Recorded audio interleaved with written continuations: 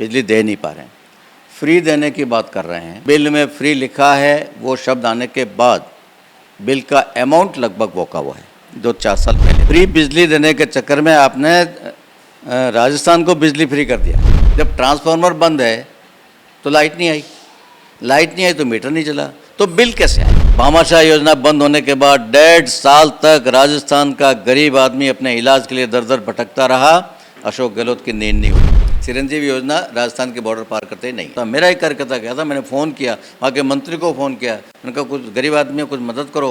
बोले साहब आपका चिरंजीवी यहाँ चलेगा नहीं, राजस्थान सरकार का कोई कार्ड हम एंटरटेन नहीं करते क्योंकि वहाँ से पेमेंट नहीं आता। कांग्रेस का राज होते हुए भी जगह जगह हमारे विधायकों के साथ भेदभाव हुआ है। कांग्रेस के सरकार ने उनके काम रोके हैं। 1600 मीटर की सीसी रोड एक झटके में नहीं दे पाए, बजट 2 टुकड़ों में उनको देना पड़ा। आहोर में, रानीवाड़ा में जो हमारे विधायक ने प्रस्ताव दिया उसमें से 20% नहीं हुई, और जो हारे हैं उनके कहने से 80% सड़कें बनी। बाई चांस बैटरी खत्म हो गई, स्विच ऑफ मिल गया हो। ऐसा भी होगा कि मैं मीटिंग में बैठा हूँ, अटेंड नहीं कर सकता तो उनको जवाब नहीं दे पाऊंगा, तो ऐसे रहे होंगे। आज 100% लोगों को कोई संतुष्ट नहीं। मोदी जी ने गेहूं बांटे फ्री में कोविड के दौरान, उसके बाद भी उसकी नकल में इन्होंने ये क्या नाम दिया, अन्नपूर्णा, वो पैकेट, ठीक है, उन पैकेट्स की क्या हालत हुई आपने देख ली।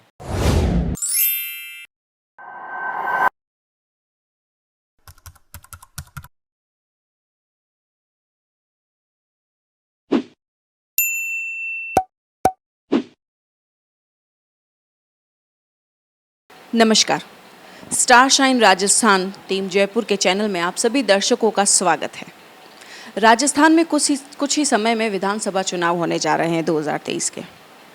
चुनावी चर्चा जोरों शोरों पर है, चुनाव की तैयारियां जोरों शोरों पर है, और इसी सिलसिले में स्टार शाइन राजस्थान जयपुर की टीम निकल पड़ी है राजस्थान की अलग अलग विधानसभा क्षेत्रों में जनता की मत, जनता की राय जानने के लिए कि क्या कांग्रेस की ये सारी योजनाएं जो अभी निकाली गई हैं ये धरातल पर आई या धराशायी हो गई, क्या इस बार वो सरकार बदलने के पक्ष में है या नहीं है। इसी सब सर्वे को करने के लिए हमारी टीम फील्ड में है, और आज हम हैं जालोर विधानसभा क्षेत्र के जालोर जिले में और बात करने आए हैं यहाँ के विधायक श्री जोगेश्वर जी गर्ग से। सर, आपका बहुत बहुत स्वागत है। धन्यवाद, नमस्कार। ज़रूरी सवाल सर, चुनाव की चर्चा यहाँ पे हो रही है, ज़ोरों शोरों से तैयारियाँ चल रही है, आपकी तैयारी कितने ज़ोरों शोरों से चल रही है? मेरी तैयारी पिछले 4.5 साल से चल रही है, 4.25 साल से।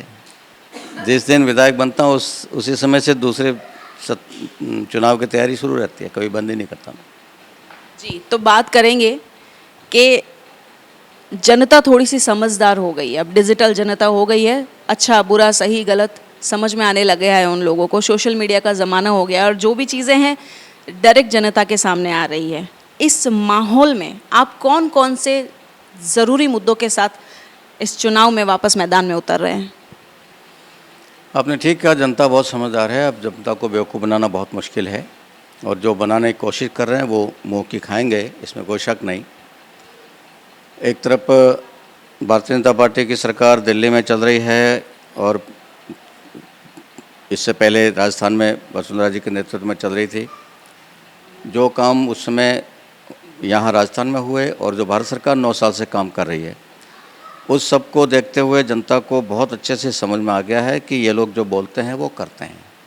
और मैं तो ये कहना चाहूँगा मोदी जी के बारे में तो और भी मज़ेदार बात यह है कि वो करते पहले हैं और बोलते बाद में हैं। करने की पूरी तैयारी करने के बाद फिर घोषणा करते हैं कि मैं ये काम करने जा रहा हूँ। दूसरी तरफ अशोक गहलोत हमारे मुख्यमंत्री हैं राजस्थान के, कांग्रेस की सरकार है यहाँ, तो वो घोषणाएं ज़्यादा करते हैं और उस घोषणा को लागू करने की तैयारी घोषणा के कई महीनों बाद शुरू करते हैं, और इसलिए उनकी अधिकांश घोषणाएं हवा में रह जाती हैं।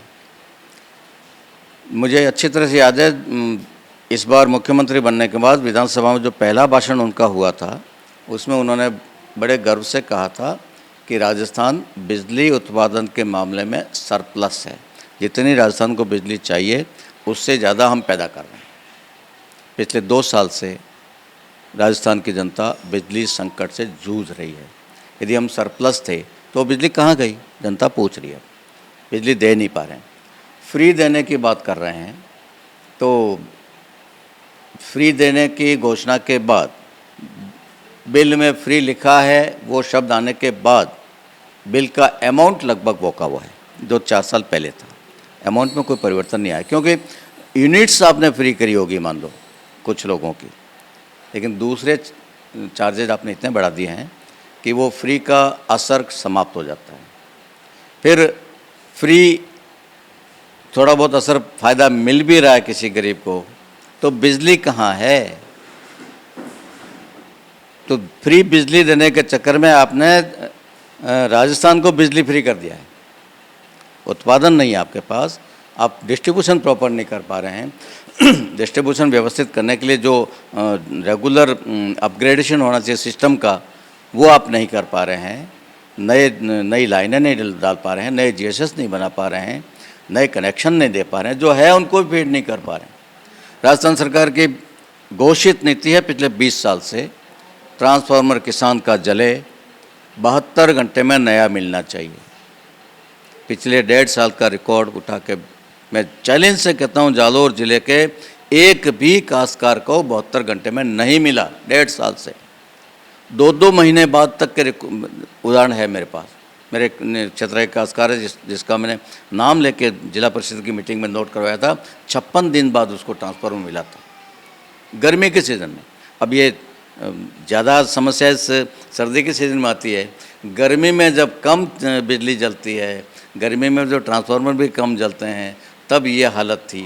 तो इस सर्दी में वो क्या करेंगे, अपन कल्पना कर सकते हैं। ऐसे ही मेरे एक कार्यकर्ता हैं सुरेश वैष्णव बावतरा के, लगभग 1.5 महीने से ज़्यादा हो गया उनका घर का घरेलू बिजली का सिंगल फेज ट्रांसफार्मर जल गया। 1.5 महीने से ज़्यादा हो चुका है, अभी तक मिला नहीं है और उसका बिल आ गया है। जब ट्रांसफार्मर बंद है तो लाइट नहीं आई, लाइट नहीं आई तो मीटर नहीं चला, तो बिल कैसे आया? तो ऐसे उदाहरण भी बहुत सारे उपलब्ध हैं। तो इस मामले में, बिजली के मामले में सरकार बिल्कुल फेल है। ये लोक लुभावनी घोषणाओं से काम नहीं चलता है, जनता हकीकत देखना चाहती है। वसुंधरा जी पहली बार सीएम बनी थी 2003 में, तब मैं भी विधायक था, और ग्रामीण क्षेत्र में 24 घंटे बिजली मिलनी चाहिए, घरेलू बिजली, ये डिमांड सबसे पहले मैंने करी थी। और उसमें से सिंगल फेज ट्रांसफार्मर की योजना आई और घर घर तक, ग्रामीण क्षेत्र तक बिजली पहुंचाने की कोशिश हुई। फिर मोदी जी आ गए, मोदी जी ने वो दीनदयाल ज्योति योजना लागू की और कुओं पर जो ढाणियों में जो रह रहे हैं वहाँ तक भी लाइनें पहुँची। 5-5 के ग्रुप बना के उनको कनेक्शन दिए गए, सिंगल फेज ट्रांसफार्मर उनको दिए गए। वो बिजली जो पहुँची थी 24 घंटे नहीं तो कम से कम 21, 22, 23 घंटे तो बिजली मिलती ही मिलती थी। वहाँ आज 6 घंटे, 4 घंटे से ज़्यादा नहीं जा रही है बिजली और बार बार कट रही है। इस भयंकर गर्मी में बच्चे वहाँ के गर्मी में तड़प रहे हैं, मच्छर काट रहे हैं, उनको रात में पढ़ाई नहीं कर पा रहे हैं, बुज़ुर्ग लोग ढंग से सो नहीं पा रहे हैं। ये सारा जो कुछ हुआ इस 1.5 साल में, बिल्कुल बिजली के मोर्चे पे सरकार पूरी तरह से फेल है और वो जनता अच्छे से नोट कर रही है, समझ रही है। इसके अलावा भी आपका चिकित्सा के मामले हैं, वो बड़ी बड़ी घोषणाएं कर रहे हैं। हमने इतनी दवाइयाँ फ्री कर दी, इतनी जाँचें फ्री कर दी, 25 लाख तक का हेल्थ इंश्योरेंस चिरंजीवी में। भामाशाह योजना थी, देश में पहली बार ये हेल्थ इंश्योरेंस की योजना लागू हुई राजस्थान में, भामाशाह योजना, जो वसुंधरा जी ने लागू की थी 2008 में। इन्होंने आते उसको रोक दिया, फिर वापस वसुंधरा जी आई 13 में, तो फिर लागू किया उसको। अब फिर उन्होंने आते रोक लिया। 31 मार्च 2018 को योजना बंद हो गई। उसके बाद महात्मा गांधी स्वास्थ्य बीमा योजना आई है करीब साल भर बाद, और उसके 6 महीने बाद आई है चिरंजीवी बीमा योजना। भामाशाह योजना बंद होने के बाद 1.5 साल तक राजस्थान का गरीब आदमी अपने इलाज के लिए दर दर भटकता रहा। अशोक गहलोत की नींद नहीं उड़ी। फिर उन्होंने चिरंजीवी बीमा लागू करी। शुरू में तो साल भर तो बिल्कुल सक्सेस ही नहीं हुई, कोई हॉस्पिटल उसको स्वीकार करने को तैयार नहीं था। बाद में जैसे तैसे उन्होंने स्वीकार करना शुरू किया, तब इन्होंने फिर उसकी रेंज बढ़ा दी। लेकिन हकीकत यह है, भामाशाह योजना में जब मैंने खुद इलाज करवाए हैं लोगों के, हॉस्पिटल में एंटर होते ही वो अपना कार्ड देता था और उसके बाद 10 रुपये की सिरिंज भी उसमें से आती थी। चिरंजीवी में ये होता है कि 48 घंटे एडमिट आप हो इंडोर में, उसके बाद चिरंजीवी का कार्ड अपलोड होता है। तब तक जो खर्चा लग गया वो आपका लग गया, चाहे जांच में लगा है, चाहे दवा में लगा है, वो आपका लग गया, चाहे रूम चार्ज लगा है, वो आपका लग गया। उसके बाद जो शुरू होता है उसमें भी यदि आपके ऑपरेशन की स्टेज आई है तो ऑपरेशन का सारा खर्चा चिरंजीवी दे रहा है, बाकी खर्चा नहीं, उससे पहले का खर्चा नहीं। और ऑपरेशन से घर आ गया आदमी, मैंने विधानसभा में उदाहरण देके बोला, मेरे क्षेत्र का एक चौधरी ये दहीवा गांव का नाम लेके उसका बोला, कौन से हॉस्पिटल में उसका इलाज हुआ, वो सारा बोला। ऑपरेशन करवा के वो घर डिस्चार्ज होके घर आ गए। 15 दिन या महीने भर बाद जब डॉक्टर ने उनको बुलाया फॉलोअप के लिए, वापस गया, चिरंजीवी योजना नहीं, जेब से भरो। ऑपरेशन से पहले 30,000 रुपये घर का लगा, फॉलोअप में 20-30 हज़ार रुपये का और लगा, बीच में ऑपरेशन के दौरान जो खर्चा हुआ वो सिर्फ चिरंजीवी में कवर हुआ। अब वो तो सक्षम आदमी था, कर गया, गरीब आदमी कैसे करेगा?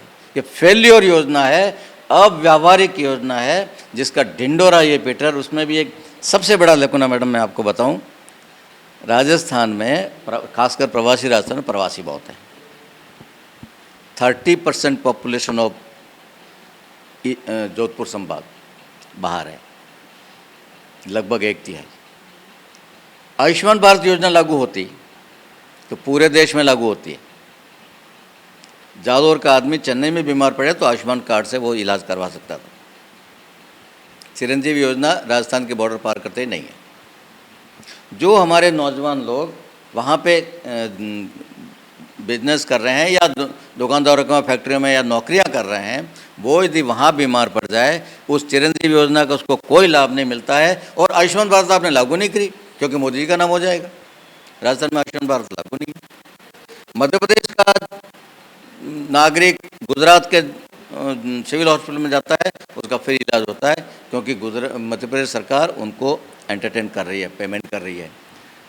राजस्थान का कोई आदमी चला जाए उसका इलाज नहीं होता। मेरा एक कार्यकर्ता गया था, मैंने फ़ोन किया, वहाँ के मंत्री को फ़ोन किया, मैंने कहा कुछ गरीब आदमी है, कुछ मदद करो। बोले साहब आपका चिरंजीवी यहाँ चलेगा नहीं, राजस्थान सरकार का कोई कार्ड हम एंटरटेन नहीं करते क्योंकि वहाँ से पेमेंट नहीं आता है। मध्य प्रदेश से पेमेंट आता है, हम करने को तैयार है। और किसी स्टेट का आता है, हम छत्तीसगढ़ का आता है, हम करते हैं क्योंकि पैसा आता है वहाँ से। आपका राजस्थान का पैसा नहीं जा रहा है, इसलिए हम नहीं कर रहे और आज इसको जेब से ही पैसा देना पड़ेगा। सर, ये तो वो चीज़ें हो गई जो सरकार की तरफ से है, अशोक गहलोत जी के लिए आपके जो मुद्दे हैं। आपके काम की और जनता के काम की बात करें कि यहाँ के नायक आप हैं, जनता का यहाँ का चेहरा आप है, आप अपने बिहाफ पर जनता के लिए किस तरीके से समस्याओं का समाधान करते हैं? वो कौन से ज़रूरी मुद्दे हैं जिन्हें लेकर आप ये चुनाव लड़ेंगे? उन मुद्दों पे बात कर ली जाए कि आपके क्षेत्र की जनता के लिए अब आपके पास इन समस्याओं का ये समाधान है। देखिए, समस्याएं दो तरह की होती है। एक तो तात्कालिक समस्या होती है, व्यक्तिगत भी होती है, सामूहिक भी होती है। लाइट नहीं आ रही, पानी नहीं आ रहा, वो तात्कालिक समस्या है। उसके लिए मैंने वोट मांगते समय सब पब्लिक को कहा था कि छोटी छोटी समस्याओं के लिए मेरे तक आने की ज़रूरत नहीं या मेरा आने का इंतज़ार करने की आवश्यकता नहीं, आप फ़ोन करिए। और यदि इमरजेंसी है तो आप रात में भी फ़ोन कर सकते हैं। कोई एक्सीडेंट हो गया, कोई समस्या आ गई, कोई बीमार हो गया, तो आप रात में भी बेधड़क फ़ोन करिए। मेरा मोबाइल कभी स्विच ऑफ नहीं होगा। यदि उसमें बैटरी ख़त्म हो गई तो अलग बात है, अदरवाइज़ मेरा मोबाइल ऑन रहेगा, मैं अटेंड करूँगा, आपको जवाब दूँगा। और ऐसा मैंने पूरे 4.5 साल तक मेंटेन किया है। और जालौर का एक एक नागरिक जिसने भी मुझे फ़ोन किया, खासकर कोविड के दिनों में जो बाहर हमारे प्रवासी बैठे थे, उनको बहुत समस्या आई, वहाँ भी समस्या आई, वहाँ से आने की समस्या आई, यहाँ भी समस्या आई। सबका मैंने फ़ोन पर बैठ के इलाज किया, समाधान किया है। सुबह उन दिनों में सुबह 6 बजे से लेकर रात को 1 बजे तक मेरा फ़ोन चलता था कंटिन्यू, और एक एक प्रवासी को मैंने जवाब दिया है। तो वो व्यक्तिगत समस्या भी उनकी निपटाई है मैंने पूरी तरह से सतर्क और सक्रिय रहकर। दूसरी होती है सामूहिक समस्या, कोई सड़क नहीं है या स्कूल क्रमोन्नत होना है या हॉस्पिटल खुलवाना है या इस तरह के जो भी काम थे, तो उसमें भी चूँकि सरकार कांग्रेस की थी तो मेरी वहाँ कम सुनवाई होती थी, लेकिन मेरा काम करने का तरीका अलग है। मैं इस ढंग से काम करता हूँ कि ऐसे प्रस्ताव सरकार के सामने पहुँचते हैं, इस ढंग से पहुँचते हैं कि सरकार के पास ना करने का रास्ता ही नहीं रहता। मैं नीचे से शुरू करता हूँ। JN लेवल से मैं शुरू करता हूँ प्रस्ताव बनवाना। JN से AN से एक्शन से ऐसी, और चीफ इंजीनियर को होते हुए जब मंत्री के सामने जाता है तो इतना पुख्ता हो चुका होता है कि मंत्री नो नहीं कर सकता। ये मेरे काम होते हैं। कांग्रेस का राज होते हुए भी जगह जगह हमारे विधायकों के साथ भेदभाव हुआ है। कांग्रेस के सरकार ने उनके काम रोके हैं। उसके बाद भी मैं मेरे चैलेंज से कहता हूं कि मेरे विधानसभा क्षेत्र में लगभग सारे काम 90% के आसपास काम जो जनता ने मुझसे मांगे वो हुए हैं। डायरेक्ट मैंने मांग के करवाए, चाहे इनडायरेक्ट मैंने करवाए, अफसरों के थ्रू करवाए और किसी चैनल से करवाए, किसी सिविल सोसाइटी के थ्रू करवाए, पर मेरे काम सारे हुए।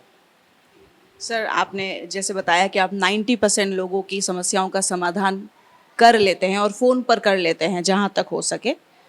तो उन 10% लोगों की बात करते हैं। हम पिछले 2 दिन से आपकी विधानसभा क्षेत्र में हैं। हमने ग्रामीण इलाकों में भी सर्वे किया, हमने शहरी इलाकों में भी सर्वे किया। काफ़ी सारे लोगों से हमारी बातचीत हुई और इस दौरान हमें मालूम चला कि आपके क्षेत्र के एक भागली गाँव में एक एरिया है जहाँ पे पूरे दिन भर में टोटल ही बिजली 2-3 घंटे आती है। इस समस्या के बारे में आपने भी बात की। आपकी शुरुआत वहीं से हुई कि ये केंद्र सरकार या राज्य सरकार के बीच का तालमेल ना बैठ पाना, या जो भी राज्य सरकार प्रोवाइड नहीं कर पा रही है, अपने वादे पूरे नहीं कर पा रही है, कारण जो भी रहा हो।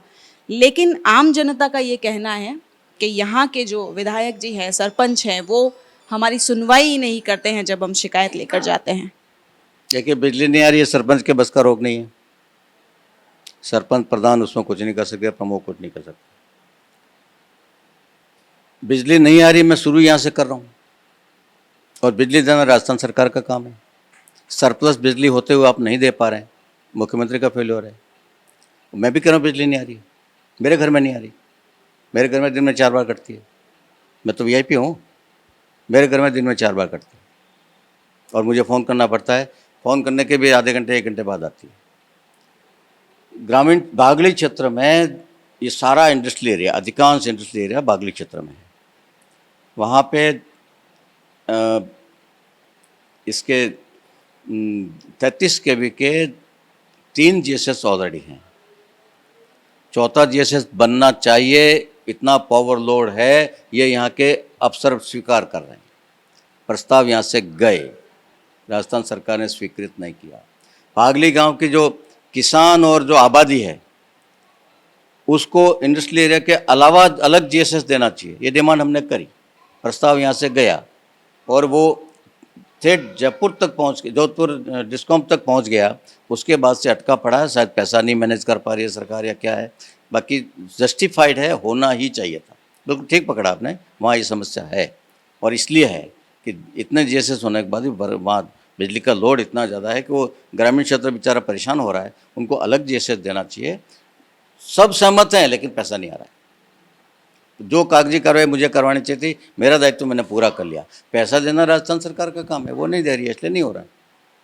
तो ऐसे और भी स्थान है जहाँ सब कुछ होने के बाद भी पैसों के कारण स्थिति अटकी। ये जो अभी मैंने आपका कैमरा ऑन होने से पहले मैंने सड़क की बात करी, बागली चौराहे से बागली गांव तक की सड़क, 1600 मीटर की सड़क, वो पानी के टैंकर चलते हैं, इसलिए वो बार बार टूट जाती थी डामर की रोड। मैंने आके प्रस्ताव किया कि कुछ CC रोड बनना चाहिए। प्रस्ताव बन गया, जस्टिफाइड प्रस्ताव था, स्वीकृति के लिए चला गया। चीफ इंजीनियर और मंत्री में जब डिस्कस हुआ, आपको हंसी भी आएगी और अचंभा भी होगा, मंत्री लेवल पर, उसमें ये थे मंत्री आपके जो नाकारा साबित हो गए बाद में, उप मुख्यमंत्री PWD मंत्री थे, उनके पास फाइल पहुंची 1600 मीटर की CC रोड। उन्होंने कहा इतना पैसा नहीं है, आप एक काम करो, आधा भी कर लो, आधा बाद में। और 600 मीटर पहली बार में सैंक्शन हुआ, और बाकी का 1000 मीटर यानी 1 किलोमीटर वो 1.5 साल बाद सैंक्शन हुआ। ये स्थिति है राजस्थान सरकार की, पैसा नहीं है, खजाना खाली है। 1600 मीटर की CC रोड एक झटके में नहीं दे पाए, बजट 2 टुकड़ों में उनको देना पड़ा। ये स्थिति हम भुगत रहे हैं। जो विधायकों को 10-10 करोड़ के काम अपने क्षेत्र में करवाने की, सड़कें बनाने के लिए मुख्यमंत्री ने घोषणा करी। 1 साल तो हमसे प्रस्ताव लिए साइन करवा के, दूसरे साल अनऑफिशियली लिए, और इस साल तो बिल्कुल हमसे पूछा तक नहीं कि कौन सी सड़कें बनानी है। वो ठीक है, मैंने मेरे तरीके से वो घुसपैठ कर ली, वो अलग बात है। बाकी आहोर में, रानीवाड़ा में जो हमारे विधायक ने प्रस्ताव दिया उसमें से 20% नहीं हुई, और जो हारे हैं उनके कहने से 80% सड़कें बनी हैं। ये भी इन्होंने किया। उसके बाद भी जिस मुद्दे पे मैं आपको लाना चाह रहा हूँ, सड़क स्वीकृत होने के बाद 2 साल तक उस पर काम शुरू नहीं होता है। स्वीकृति की प्रक्रिया, फिर टेंडर की प्रक्रिया, टेंडर के बाद पैसा देने की प्रक्रिया। विधानसभा में जितने प्रश्न हमने लगाए हैं हमारे सारे विधायकों ने कि ये सड़क बननी चाहिए, या ये स्कूल की बिल्डिंग बननी चाहिए, या ये कॉलेज की बिल्डिंग बननी चाहिए, उसके जवाब में यही मिलता है, हाँ ये आवश्यक है, ये सरकार को पता है, ये काम होना चाहिए और ज़रूरी है। और जब आखिर में हम पूछते हैं कि इसका निर्माण कब तक करवा देंगे, तो एक लाइन परमानेंट लिखी मिलती है हर प्रश्न के उत्तर में, वित्तीय संसाधनों की उपलब्धता के आधार पर निर्णय किया जाएगा। 20 प्रश्न बता दो, मेरी फाइल में पड़ा है, मेरे प्रश्न। ऐसे हर विधायक को यही जवाब मिला है, वित्तीय संसाधनों की उपलब्धता के आधार पर निर्णय होगा। ये सरकार की कमजोरी है। मैंने वसुंधरा जी को 2 बार मुख्यमंत्री है, कभी ये कहते नहीं सुना कि भाई काम तो जरूरी है लेकिन पैसे नहीं है, कभी नहीं। काम जरूरी है तो होगा। मोदी जी कहाँ से पैसे ला रहे हैं? यही देश है जो सोना बेचने की तैयारी कर रहा था मनमोहन सिंह के टाइम में। रिजर्व फॉरेन करेंसी इतनी कम हो गई थी कि हमारा सोना विदेश में बेच के हमको फॉरेन करेंसी खरीदनी पड़ेगी, ये नौबत आ गई थी। उस नौबत से निकाल के आज मोदी जी यहाँ तक ले गए कि हम विश्व में 5वें नंबर की इकोनॉमी बन चुके हैं, और आने वाले 2-3 सालों में तीसरे नंबर की बनेगी, ऐसा ऐलान कर चुके हैं वो। तो पैसा कहाँ से आया? कोई आसमान से नहीं टपका है, निकला पैसा इसी देश से निकला है। भ्रष्टाचार में लीकेज में रोक लगाई, भ्रष्टाचार में रोक लगाई और सदुपयोग करना शुरू किया, और इनकम इनपुट बढ़ाया, हो गया। राजस्थान सरकार नहीं कर पा रही है, भ्रष्टाचार भयंकर हो रहा है। और मैं एक और आरोप लगा रहा हूँ राजस्थान सरकार पे, जालोर जिले में, पूरे जिले में कर रहा हूँ मैं, जितनी भारत सरकार की योजना से सड़कें बनी हैं उनकी क्वालिटी देख लीजिए, और जितनी राजस्थान सरकार की योजना से सड़कें बनी हैं उनकी क्वालिटी देख लीजिए। बनने के 3 महीने के अंदर अंदर टूट रही हो, चाहे वो सांचौर जहाँ का मंत्री है, मंत्रिमंडल में शामिल है, उस क्षेत्र की भी सड़कें ऐसे ही टूटी है, 3 महीने 4 महीने में टूट जाती है, क्योंकि वो क्वालिटी से कंप्रोमाइज़ किया उन्होंने। और क्वालिटी से कंप्रोमाइज़ इसलिए किया है, मेरा सीधा आरोप है, क्योंकि कांग्रेस के नेताओं ने उसमें कमीशन खाया। सर, आपने मोदी जी की बात की है तो थोड़ा सा उस तरफ रुक कर आपके जालोर शहर के स्थानीय लोगों से जो हमने बातचीत की, इसी मुद्दे पर बात करते हैं। जिस तरीके से हम लोगों ने बातचीत की और हमने राय जानी जनता की, सबके लिए चेहरा मोदी जी का बीजेपी के लिए वही है। तो सबका 80% पॉपुलेशन का कहना ये है कि क्योंकि मोदी जी हैं तो हम तो वोट बीजेपी को देंगे। तो मोदी जी की लहर तो है। उसके अलावा कहीं ना कहीं उनकी बातचीत में ये सामने आया है कि उन्हें यहाँ के लोकल कार्यशैली से संतुष्टि नहीं है। किसी ने ये भी कहा है कि अगर विधायक बदल जाएंगे तो हो सकता है काम और थोड़ा सही हो जाए। किसी ने ये भी कहा है कि विधायक जी तो काम सही कर रहे हैं, लेकिन उनसे राज्य सरकार में क्योंकि कांग्रेस है तो सौतेला व्यवहार किया जा रहा है। तो जनता की राय अलग अलग तरीके से आ रही है, लेकिन ओवरऑल अगर देखा जाए तो जनता यहाँ जालोर में हो रहे कार्यों की कार्यशैली से संतुष्ट नहीं है। सर, आपकी राय? 100% लोगों को भगवान भी खुश नहीं कर सकता। मैं तो इंसान हूँ। कई लोग ऐसे भी रह जाते होंगे जो मुझे फ़ोन नहीं कर पाए होंगे, उन्होंने समस्या भोगती होगी। कई बार ऐसा भी होगा कि उन्होंने फ़ोन किया और मेरा बाई चांस बैटरी ख़त्म हो गई, स्विच ऑफ मिल गया हो। ऐसा भी होगा कि मैं मीटिंग में बैठा हूँ और अटेंड नहीं कर सकता, तो उनको जवाब नहीं दे पाऊँगा। तो ऐसे रहे होंगे। आज 100% लोगों को कोई संतुष्ट नहीं कर सकता, मैं भी नहीं कर सकता। बहुमत को संतुष्ट मैंने किया और बहुमत को मैंने अटेंड करने की कोशिश की है। और इस कई बार तो ऐसा भी होता है कि जिसने ज़िंदगी में काम नहीं बताया वो कह रहा है कि मैं संतुष्ट नहीं हूँ। कोई इलाज नहीं, जिसको संतुष्ट नहीं होना है। मोदी जी इतने लोकप्रिय है कि उनके नाम पे यदि वो एक आवाज़ लगा दे तो अमेरिका के राष्ट्रपति के वोटों में फ़र्क पड़ जाता है। उस डोनाल्ड ट्रंप को मोदी जी का नाम लेना पड़ा था वहाँ अपना चुनाव जीतने के लिए। जो बाइडेन को मोदी जी का नाम लेना पड़ा। इतने लोकप्रिय होने के बाद भी 15-20% लोग तो देश में हैं जो मोदी से संतुष्ट नहीं है। जिनको संतुष्ट नहीं होना, उनको कोई संतुष्ट नहीं कर सकता। बाकी जिसको भी मुझसे काम पड़ा है, जिसने मुझे काम बताया और उसको जवाब सही नहीं मिला हो, उसको रेस्पॉन्स सही नहीं मिला हो, काम बताने के बाद भी 100% समस्या समाधान हो जाए, जरूरी नहीं।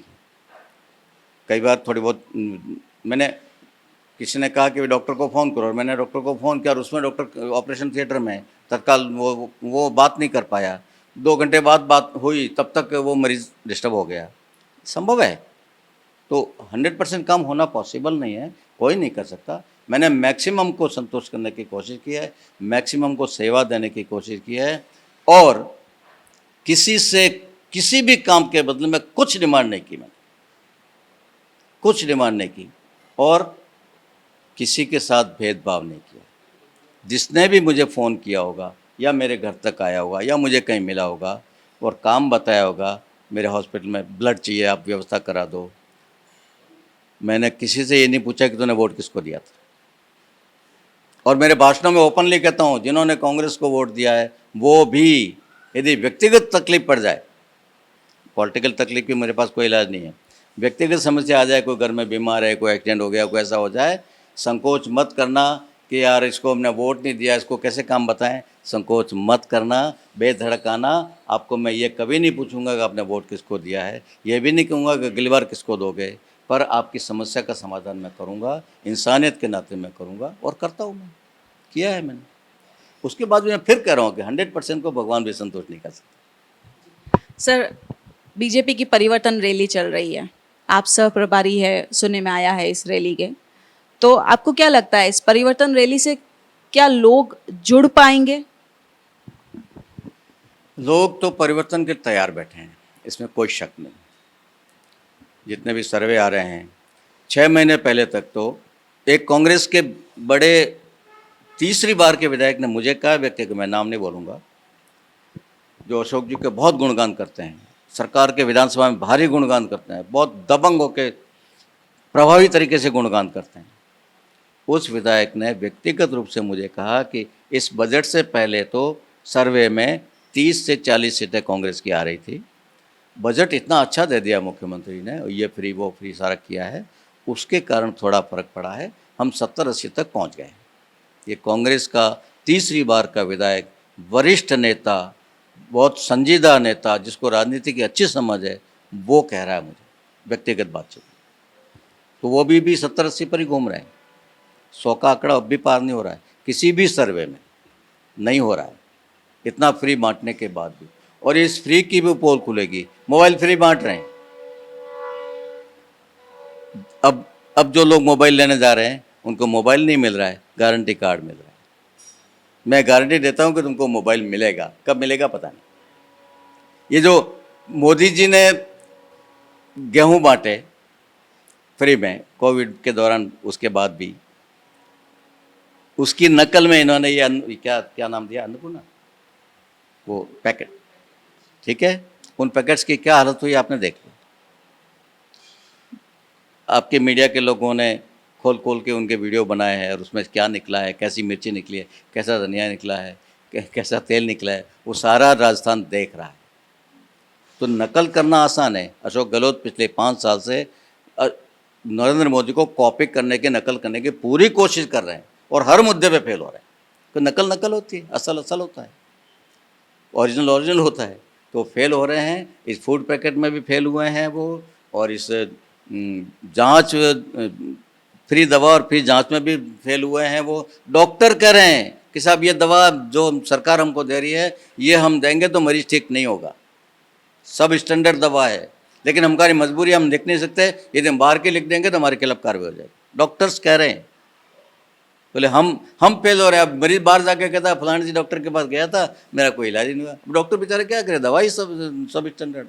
ये सब हो रहा है, और इसलिए हो रहा है कि भारी भ्रष्टाचार है, इसलिए हो रहा है कि इसमें बहुत कमीशनबाजी है, और इस कारण से वो जनता को भी समझ में आ रहा है। ये बिजली जो सप्लाई कम हो रही है, उसका कारण ये है कि कारखाने बंद पड़े हैं, क्योंकि वो कोयला नहीं मैनेज कर पा रहे हैं। छत्तीसगढ़ से कोयला आता है, छत्तीसगढ़ में कांग्रेस की सरकार, यहाँ कांग्रेस की सरकार, और छत्तीसगढ़ सरकार कह रही है तुमको कोयला नहीं देंगे, तुमने पुराना हिसाब नहीं चुकता किया, इतने इतने 1000 करोड़ हमारा बाकी है, पहले पैसा दो। ये सब फेल्योर है इनका। तो वो जनता भी समझ रही है, इतनी सोशल मीडिया के ज़माने में जनता इतनी वो सजग हो चुकी है, सतर्क हो चुकी है, जागरूक हो चुकी है कि उनको कोई बेवकूफ़ नहीं बना सकता, मैं भी नहीं बना सकता, मोदी जी भी नहीं बना सकते, गलत साहब भी नहीं बना सकते। जो हकीकत है वो घूम फिर के सामने आ ही जाती है, और इसलिए वो जनता निर्णय करेगी। परिवर्तन यात्रा सिर्फ उस जनता के गुस्से को एक उजागर करने का रास्ता दे रही है, बहाना दे रही है। जनता में गुस्सा है, आक्रोश है, वो समय आने पर फूटता ही है। इमरजेंसी मैंने देखी है, मैं जेल गया था, आप लोगों ने नहीं देखी होगी, आप सब बच्चे हो। 1975 में इंदिरा गांधी में इमरजेंसी लगाई थी, 21 महीने देश में इमरजेंसी थी, संविधान सस्पेंड हो गया था, सारे मूल अधिकार समाप्त हो गए थे, जनता चुप थी, अत्याचार हो रहे थे, ज़बरदस्ती नसबंदियाँ हो रही थी, जनता ने कुछ नहीं किया, कुछ नहीं बोली। लेकिन जब वोट डालने का मौका आया तो सरकार को निपटा दिया। इंदिरा गांधी खुद और उनका बेटा संजय गांधी खुद चुनाव आ रहे। तो ये जनता, भारत की जनता बहुत समझदार है, और एक एक बात को नोट करती है, उनको कोई बेवकूफ़ नहीं बना सकता। मैं झूठ बोल बोल के उनको अपने पक्ष में नहीं कर सकता। एक आध बार थोड़ी देर के लिए हो सकता है, पर बाद में पोल खुलती है और वो जनता समझती है, जनता निर्णय कर रही है, जनता निर्णय मन में कर चुकी है। लॉ एंड ऑर्डर के मामले में जो फेल्योर है इस सरकार का, बिल्कुल कुछ है ही नहीं। सांचौर जिले की स्थापना की पूजा होने के आधे घंटे बाद गैंगवार होता है। तो मैंने कमेंट किया, उनके सांचौर की बोहनी हो गई। तो ये सब जनता देख रही है और उसका आकलन भी कर रही है। ये परिवर्तन यात्रा सिर्फ उस आक्रोश को एक थोड़ी सी हवा देने का प्रयास कर रहा है। जनता जुड़ रही है, अच्छी जुड़ रही है। मैं 4 दिन से साथ ही था। आज कल मेरा अपने यहाँ कार्यक्रम है, इसलिए मैं 1 दिन के पहले आ गया, और कल से फिर वापस आके साथ रहूँगा। तो बहुत अच्छा रिस्पॉन्स, कोई कमी नहीं है रिस्पॉन्स। बहुत बहुत धन्यवाद सर, स्टार शाइन राजस्थान को अपना समय देने के लिए। तो हमारे साथ थे जोगेश्वर जी गर्ग, जालोर विधानसभा क्षेत्र के जालोर जिले के विधायक। जनता की राय के साथ साथ हम राजनीतिक प्रत्याशी से भी बात कर रहे हैं, उनकी भी राय ले रहे हैं, उनकी भी तैयारी की जानकारी आपको दे रहे हैं हमारे चैनल के माध्यम से। Star shine Rajasthan Jaipur